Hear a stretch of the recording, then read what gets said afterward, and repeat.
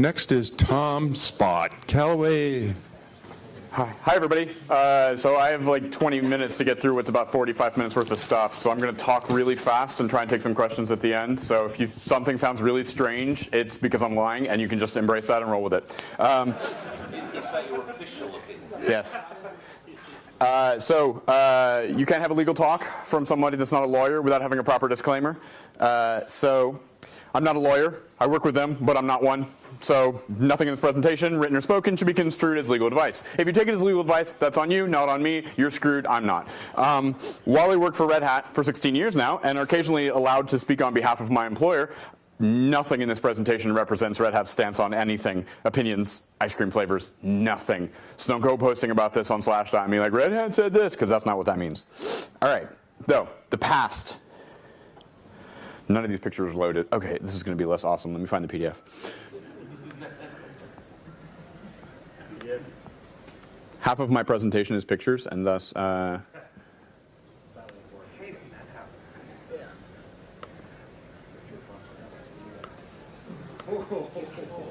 Richard has been rendered as a PDF. Oh, dear. And how do I get this to go as a... Thank you. All right. All right, screw that picture. All right, so in the long, long ago, there was a thing back when dinosaurs roamed the earth called Red Hat Linux. Some of you may be old enough to remember this. For those of you, I'm sorry. But Red Hat Linux was a thing. And then Red Hat decided at some point they didn't want to do Red Hat Linux anymore. They wanted to make money because we weren't making any money. We were selling hats and making more money than we were off of Red Hat Linux. So for all of you who bought a boxed copy of Red Hat Linux, you made us lose money. Thank you. And Red Hat developed this all entirely in-house. It was all, yes, it was open source software, but the work that went into it was all done by people that worked at Red Hat. So we would take Apache, we'd bring it in-house, we'd put our patches on it, we'd put it into Red Hat Linux, we'd ship it out the door, and we'd support that. But when we stopped doing Red Hat Linux, we thought we still want to do something like Red Hat Linux, but we want to do it with the community. This is a picture of the actual Fedora community. And we wanted them to be able to have a say on what this new Linux looked like. So this new Linux got called Fedora. And so we took Red Hat Linux and we put it in a cocoon. And we said it's going to become something beautiful when it comes out of the cocoon. And it came out looking kind of like this. But eventually it looks like this. But for right now, in the past, it looks like this. So we have this thing, and we want the opportunity to let the community decide what goes inside of it. And so we say to the community, we say, OK, you have a little more input into what goes in and what doesn't go in, what color things are, what patches are applied to this. We're going to give you some free reign. But we can't just give you complete free reign. So we created this thing, and no one's quite sure who created this. It is lost in the sands of time. But we created a tag in our Bugzilla, which is our bug tracking system, and we said this is FE legal. FE standing for Fedora for some reason, legal standing for legal for obvious reasons. And if you aren't sure that something should be in Fedora or not, you ought to tag it FE legal. And everyone assumed that someone was looking at this. Because when this was in-house, everyone was looking at this, presumably. But in reality, it's just more like this lovely black hole with the name FE Legal on top of it. And so at the time, the Fedora project leader kind of asked around to people and said, hey, so somebody should probably look at this black hole and figure out where all these things are going and who's handling them. And when we figured out that no one was handling them, I got volunteered to handle them. So when I started looking at these things, and I asked the legal department, I said, what should we do about these 175 open tickets blocking a Bugzilla thing that no one has looked at since they were ever filed during the creation of Fedora? And they said, I don't know. And I said, aren't you the lawyers? Aren't you supposed to be able to tell me what's going on in this? And they were like, well, it's a community thing. You can make the rules. And I was like, really? And they were like, yeah, you can. And they're like, but maybe you should run those rules past us first. I was like, all right. So we're making rules. I said, rule number 1 needs to be free software. We thought about making it needs to be open source, but then everything that was open source was free, and some of the stuff that was open source that was non-free was kind of sketchy and weird. And so we were like, all right, screw that. Free software, we're just going to go with that. And then people were like, that's an awesome idea, and then my internet doesn't work. And we were like, well, wireless might be a nice thing for people to have. Because at the time, pretty much every single wireless chipset in existence, except for that one that was in like 2 laptops in China, needed firmware to be driven. And so we're like, well, we really don't want to be that distribution that everyone says, well, we used to use that before wireless. And there was enough free as in freedom distributions that were out there that didn't work on anybody's wireless chipsets that we thought we didn't need to add another one to that collection. So we made it sort of a broad decision as a community that we did want wireless support. So we amended this rule to say it needs to be free software except for firmware that's needed to make free software work. And that has been one of the most controversial points in the history of Fedora, but the fact that everyone on Fedora is using it with wireless today means we probably made the right call. Maybe someday in the future we'll be able to say, hey, all these wireless chipsets don't need this firmware anymore, and we can drop that rule. We'd be very happy to drop it. We're not big fans of it, but that's the biggest bone of contention between Fedora and the Free Software Foundation. So the second thing is, this was when the lawyer showed up and said, can we see a look at that list of rules you're generating? And I said, sure. And they said, it needs to be something that we can actually distribute. And I said, well, what about the community? They're distributing. And then it taught me very clearly that Red Hat is still the legal distributor of this thing that the community made. The community stood around dumping things in the pot and stirring it, and then they handed it to Red Hat and said, give it to the world. And then Red Hat says, I will give it to the world. And so we had to make sure there wasn't like dead bodies in there and stuff. And because Red Hat is an American, wait, that's not the right picture for America. Here we go. Because Red Hat is an American, we have to make sure that we actually comply with US laws, as crazy and wacky and stupid as they are. So compliant with US laws, this is things like, say the DMCA. And yes, the DMCA makes me want to feel just like this on the inside. And no, it makes everybody else feel like this, but we still have to comply with it. So, all right, so this is the rule, has to comply with the laws. This includes things like patents. So patents, bad. Red Hat, lots of money. People come and say, hey, want your money, Red Hat? We would like that. And we'd like to not have to do anything legitimate to get that money, so we're going to sue you over patents that we found or we bought or we made up and stuff like that. If you haven't looked through the interesting case law data from the Sun trial, in which Sun admitted on the stand that they had a team of employees that were doing nothing other than competing with each other to try to make the worst patents they possibly could. Yes, patents, garbage. But we have to step away from that because no one's going to sue Debian. Because if you sue Debian, you will get exactly $0 in return, and your lawyer will still have to get paid. Whereas Red Hat, if you sue Red Hat and you win, then there's some money in it for you, and Red Hat goes away, and we're all very sad about that because I don't have a job. So we need to not infringe known patents. Now, I'm being careful with the wording on this because I don't want this to turn into a, well, Spot said we're all good with this and all that sort of stuff, because I firmly believe that there's a high probability that everything we do, including breathing, is infringing a patent. And so we have to be careful in the way that we act such that when we know something is patented, and I will give a specific example, MP3. When we knew MP3 was patented and they told us, hey, this is patented, this is the patent pool, and this is how much it costs to join the patent pool, that we were like, well, I guess that's patented, guess we can't ship that now. So the last thing we did was we wanted to make sure the lawyers were very interested in making sure that we respected Red Hat's trademarks. This was in an early sort of proto stage for Fedora in which there was still a lot of the community that wanted to do things like take the Red Hat logo and paint it blue and then say, that's the Fedora logo. And people were like, no, we can't do that. That's not OK. And so when we were thinking about this process, we decided that we wanted to go a step beyond what we were obligated to do by law in Fedora, because if we want people to respect the Red Hat and the Fedora trademarks, we really want to respect all trademarks. And yes, it is the burden of the trademark holder to come and tell us, hey, stop putting Mario-themed games in your distribution. We decided it would be easier just to have the community say, we're not going to let these sorts of things in. If it's a clear trademark infringement, or if you think it might be trademark infringement, ask, and we'll figure it out, and we'll go from there. And the community has really taken on that pretty well, and we think that that's made it more likely that people are willing to respect the Fedora trademark. Now, we start looking at the bulk of these tickets in this black hole, and a lot of them were these license tickets. And what happened was we inherited a lot of packages from Red Hat Linux. Red Hat Linux used to have this thing called Contrib. And Contrib was this FTP server where if you made a package, you could shove it in there, and people would be able to use it against Red Hat Linux. And so when Fedora sort of opened up, a lot of people took these old packages from Contrib and shoved them in there and said, now they're in Fedora, and we all like them. We're happy about this. Because it's old decisions like we're only going to ship SendMail. We're not going to ship any other SMTP daemons. And then a whole bunch of these other SMTP daemons showed up, and they had license tags like distributable. What does that mean? How can I know if that's compatible with something else? And so we started going through. People were like, is distributable an actual license tag? We found one package in Fedora that said something like license OK. And we were like, it looks good to me. Let's ship that. So we had all these licenses. And so we had a list of, this isn't actually the right picture. This is closer to the right picture. the number of licenses we started discovering, we started pulling back and doing audits and sort of tearing into this. And this still didn't happen overnight. This happened over a long window of time. So we started generating a list, giving each one of them an identifier and saying these all go in the name. At this point in time, we have more than 350 free licenses that we're tracking in this list, including 16 BSD variants and 34 MIT variants. And quite frankly, I found about 5 more MIT variants, but I can't stomach putting them in the list anymore, so I've stopped adding them. And then we started saying, okay, now we've got this license list. We've kicked all the obvious garbage out. We've got a standardized way of marking things so people don't write random garbage in the license tag field on packages. And then Red Hat Legal showed up and said, you need to have a CLA on this. And we said, well, we don't really know what you're asking for, but all right, sure. So we set up our whole Fedora infrastructure for contributing around this concept of having a CLA. And then I started noticing, as I was getting email to legal@fedoraproject.org, that people would be like, I don't understand what I just agreed to, and I'm not comfortable agreeing to this. I really want you to explain this.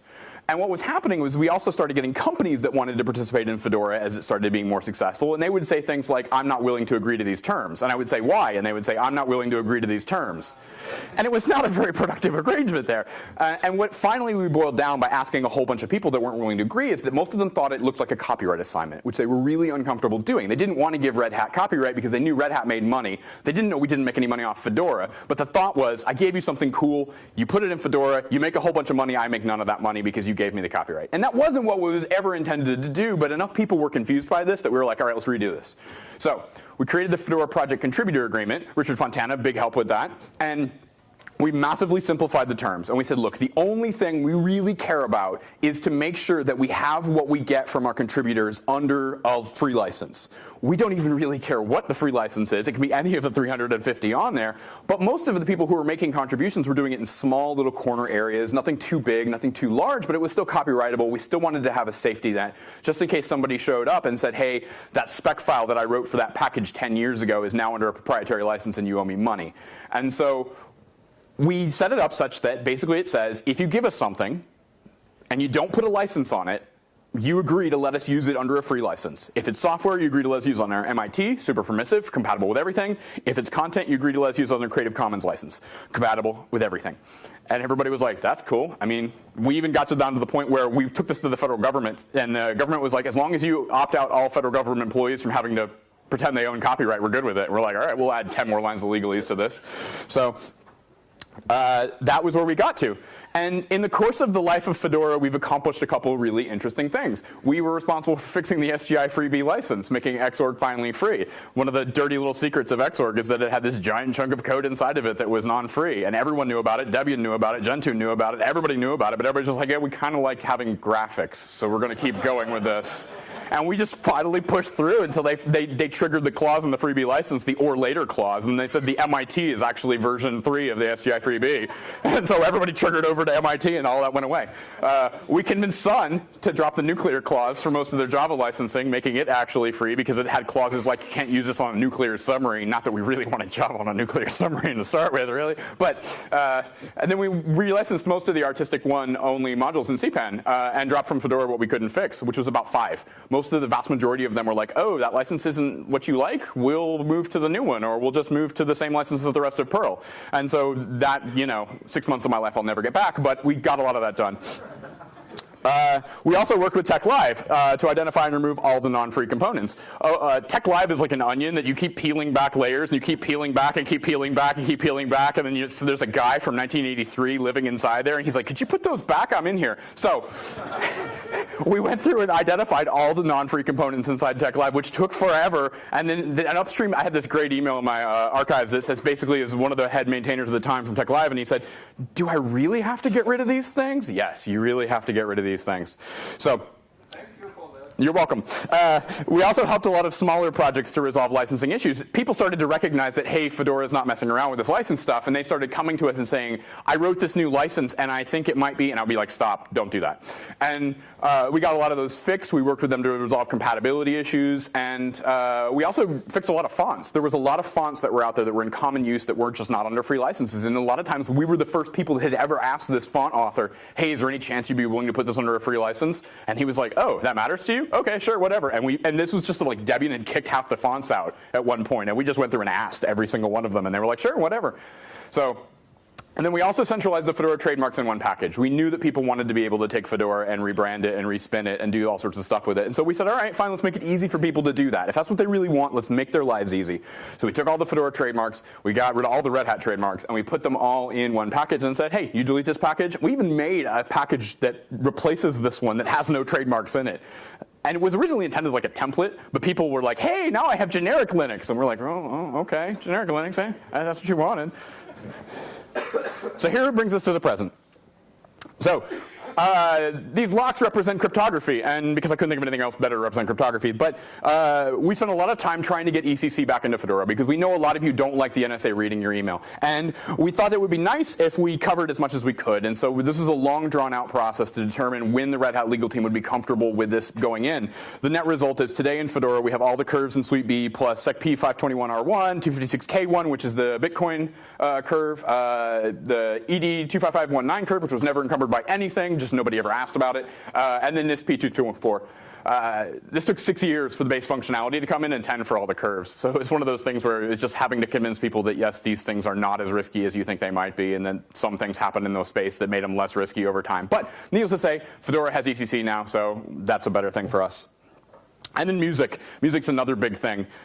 People have been asking us, why don't we have MP3 for years? It was because it was obviously patented. The patent holder was making a lot of noise about charging everybody for patents. They were raiding conferences and stealing MP3 players that hadn't paid for the patent licenses. So we finally were able to enable decoding functionality because enough of the patents in that pool expired. And encoding is still legally problematic because there's still unexpired patents in that space. I can say all of these things because they have a very public, very obvious patent pool. You can go on their website and see exactly which patents are still alive. The Red Hat desktop team did a lot of the work on this too. It's one of those projects where we've been tracking it on and off ever since they told us to take MP3 out. Fun fact, I have a lot of dates on my calendar for when patents expire, and it triggers little alarms. And so some days I'll wake up and a patent will be expired, like, oh, it's going to be a good day. We can add something to Fedora. So people always ask me, what's coming in the future? So these are a couple things I'm hoping to see in the future. S3TC, yeah, that patent that makes it so that when you try to install Steam on Fedora and it installs all happy and then none of your games work, S3TC. So that patent expires on October 2nd, and so that's another alarm on my calendar, super pumped about. MPEG-1 video, we're investigating that, see if that's a possibility because that is old, and we think there's a very low likelihood that there's anything still infringing in that space. And because MPEG-1 video and MPEG-2 audio are so closely tied together, we think we'll probably be able to get both of them at the same time. G729 audio is telecom codec. Earlier this week, the patent pool holder released a statement saying that enough of the patents had expired, that any patents that were still in the space, they weren't sure even existed, but that they were releasing the rest of them under a royalty-free license. And so we should be able to get that in cleanly. But again, all these things have to go through proper processes, so I can't just go and just commit. SPDX, Fedora's been talking about that for a while. Upstream adoption is vital for the full chain of trust for the XPDX complete. That's not happening yet, and we'd love to see that happening, but it isn't happening yet. So we support you. Good work. Keep it up. We would love to be there. But we're considering the value of adopting the SPDX license identifiers in the Fedora packaging metadata. A couple of the other distributions have already done that.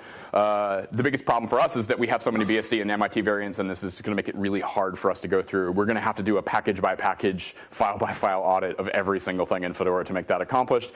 And quite frankly, this is why I drink.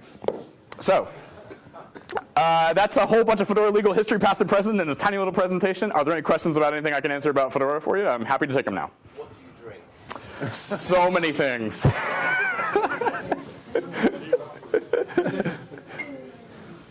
All right, if you have any Fedora legal questions, I can be found at legal@fedoraproject.org. You feel free to send me. I will not help you with your divorce, but other than that, I would be happy to help you out. People must have a question. Yes, I knew there was a question. Yes.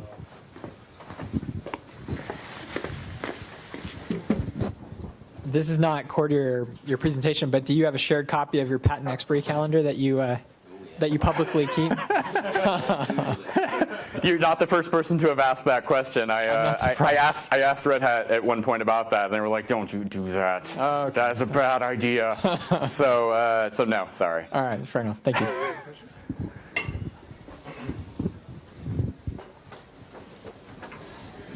All right, thank you. Enjoy FOSDEM. Thank you very much.